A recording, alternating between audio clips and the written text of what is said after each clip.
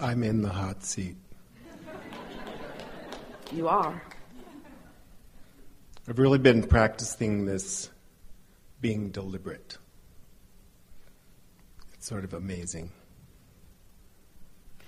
Well, nothing less than that feels as good. It's fun to stumble on conditions that are pleasing, but it's ever so much fun to plan them and practice them and anticipate them and then experience them.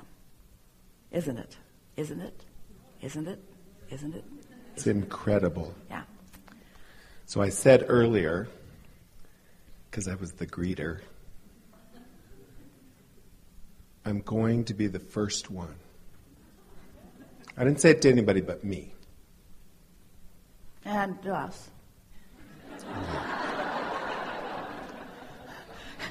You think what you think is a secret?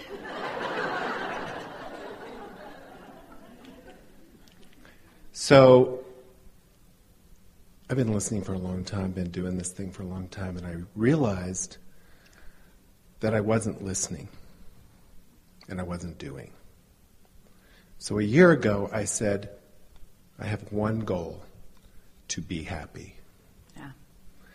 And I started, really after that.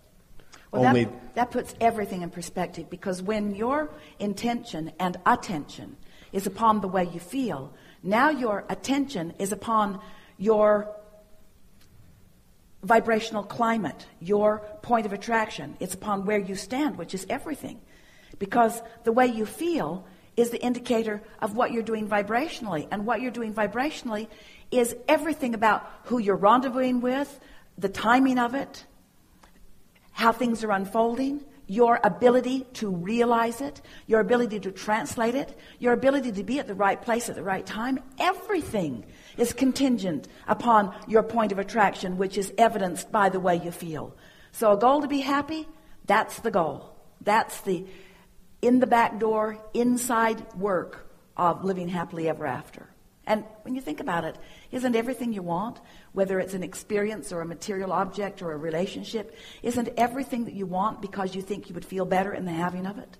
So when you decide to take control of how you feel, and you say, let's see, I could be happy or miserable. Let's see. I choose happy. It's not a hard decision. I choose happy. You figured it all out. Good for you. It's not to be missed. Yeah.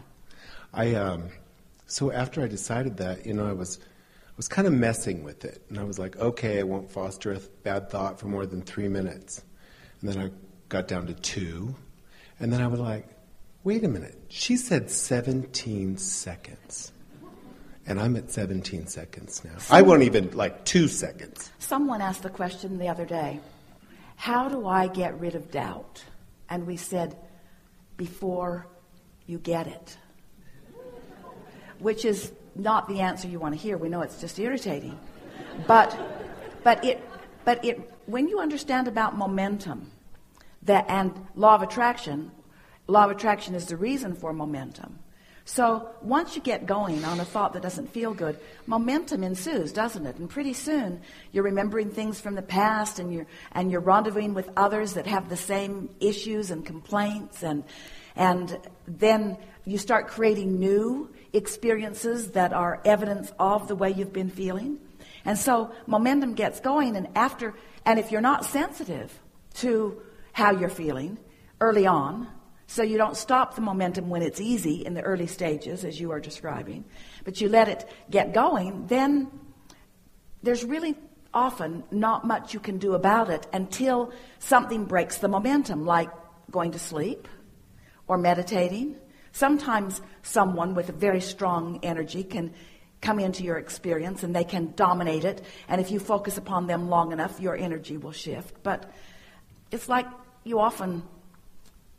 don't say it, but it's like you mean it. Abraham, I've fallen out of an airplane and I don't have a parachute, and could you please explain to me what my best course of action is now? And we say to our imaginary friend that we are imagining conversing with, hang on, it will be over in a little while. Because there's really momentum is momentum, and sometimes the momentum gets underway. But when you are aware of momentum and you are aware of law of attraction, and you know what we know, that when you hold a thought for as little as 17 seconds, more momentum happens because another thought like it joins it. And then another 17 seconds, more momentum and more momentum. And whether it's a thought about something wanted or unwanted, momentum is happening. So if you are not caring about the way you feel, as Esther told us many times in the beginning of these conversations, I think I'd rather be right than happy. You ever been in that situation? Sort of conversing with someone in the beginning turns into an argument soon enough, but you know that your perspective is right, and they know that their perspective is right, and you really want them to understand that your perspective is right, and so you keep talking about it until there's enough momentum that's going that you make your perspective right. You will prove. Esther would say to us, Abraham, but it's true. It's true. Why would you not want me to verbalize these factual evidences? It's true. And we say, well, the reason they are factual evidences is because someone made them true by focusing upon them. Do you want to do that too? Oh. That sort of puts fact and evidence in a whole new place, doesn't it? So when you decide that you want to be happy, it sort of makes you not want to watch some of those television programs.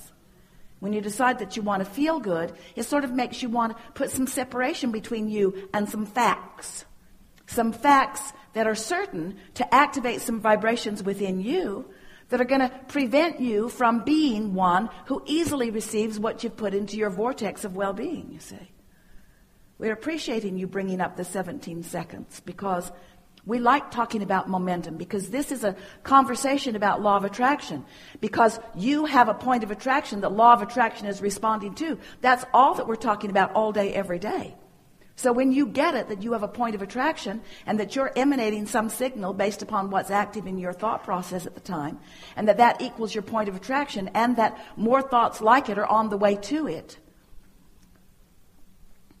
It's like putting your car on the top of a hill and deciding that you'd like to practice gravity and momentum. So you take it out of gear, you take the parking brake off, and you just nudge it just a little bit. Doesn't take much, does it? Just bump it a little bit from behind. Doesn't even take 17 seconds, really. Just nudge it. Just nudge it. And it will begin to move. Now, if you come to your senses, as our friend's saying, 17 seconds, he doesn't let the momentum get going. You jump in front of your car, and it just bumps up against you. It doesn't hurt you one bit. There's not enough momentum. And it stops. But you wouldn't want to be at the bottom of the hill stopping that momentum, would you? And so that's the point that you're making, and it's the most important point, because you do have control over which thoughts you give momentum to and how much momentum you allow. If a train's going 80 miles an hour that way, and you want it to go 80 miles an hour that way, you don't want it to happen suddenly. Really, you don't. It would be hard on the contents of the train. And you're not going to shift directions, vibrational directions, fast either. But if it is your intention to feel good, to move in the direction of, you understand that all the time that you've been living, you've set momentum of desire into motion. And when you hold yourself in resistance to that desire, you don't feel good. When you move in the direction of it, you feel better. If you move in opposition to it, you feel awful. If you're holding right where you are, it doesn't feel so good. But if you begin, in the moment that you begin moving in the direction of it, you begin feeling better right away. It takes the pressure off right away. You just so often think that you should be able to figure it all out, that you should have all the answers. I know what I want, and I want to know where it is, and when it is, and who it is, and how it's going to come about. We say, don't put that kind of pressure on yourself. Don't demand answers that you are not ready to receive because you haven't practiced the frequency of it enough. Just get general. I know it's going to work out. Things usually work out well for me. I can figure this out. I don't have to figure it out this red hot minute. Things will fall into place well enough. Everything is working out for me. I've been in places like this before. It eases up. It gets better. I know what to do. I can be a deliberate creator. In other words, be general with your statements, but let your statements affirm in the direction of what you want rather than in opposition. And complaining or focusing on what you don't want is affirming in opposition to what you want, and it adds resistance to the equation. So I've gotten happy and I've been so happy and I'm staying happy, and you cannot. No one. It's impossible. And I won the lottery.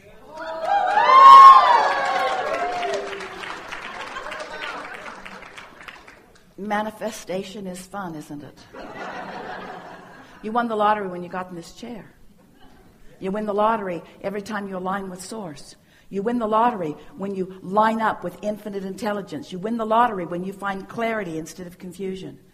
You win the lottery as you become stable. In other words, there is so much vibrational content. There's so much vibrational currency that you have access to. Manifestations are good indicators, but that happy emotion is as good an indicator.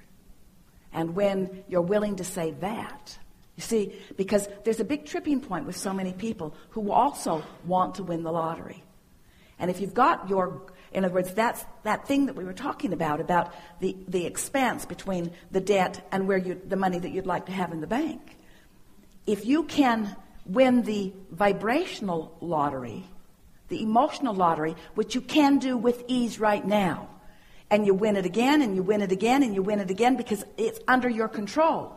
It's not about anything other than you and you and you and you and you and you and you and you and you. As you practice that vibrational lottery winning, then all the other winnings, all the other full-blown manifestations of what you want come into your experience. Really good. You know, it's weird. I was more excited about greeting all these beautiful people that were so happy and on fire for this workshop. It was more exciting to me. Than winning the lottery? Than winning the lottery. It felt better. It's what I love. Well, anytime you feel good, this is what's happened. You've found vibrational alignment with who you really are. So when you find vibrational alignment with your financial desires, that feels good. When you find vibrational alignment with who you really are to the depths of your being, that feels even better, and that's what you're saying. Really good.